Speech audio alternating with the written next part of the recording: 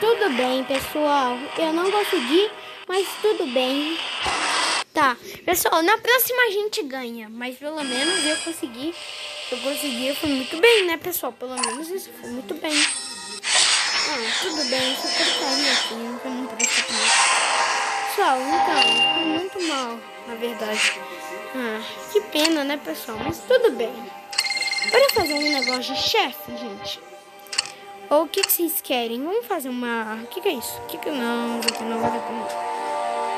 Que tal a gente fazer uma arena PVP, gente? Não. E agora o que a gente vai fazer? Um cenário de batalha do Dinotério. Muito fácil. Muito fácil. É só tacar o Velociraptor.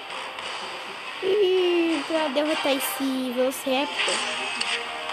Não, eu posso usar coisa. Meu Deus. O que eu ia, mano? O que eu ia fazer? Mano, meu Velociraptor levantamento é muito incrível. Bora fazer essa batalha que eu vi. Defende. Começar atacando com 2. Legal, cara. Legal. Tá com 2. Cara, aí você faz difícil, né, cara? Aí você quer dificultar as coisas, mas com você não faz nada em mim. Infelizmente, cara, mas pode me atacar quando você quiser, você não vai fazer nada. Tchau, cara.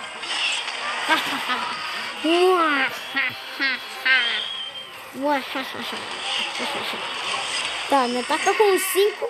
Ele vai precisar mesmo atacar com 5. Não, ele atacou com 4, tudo bem. Mano, ele precisou atacar com quase tudo. Já era. Meu Tirano vai te levar. Tchau. Tenha uma boa viagem. Ganhamos. Foi muito fácil. Aliás, não foi nem difícil. O Dinotério, legal. Então, tchau, galera. Até o próximo vídeo. Tchau, fui.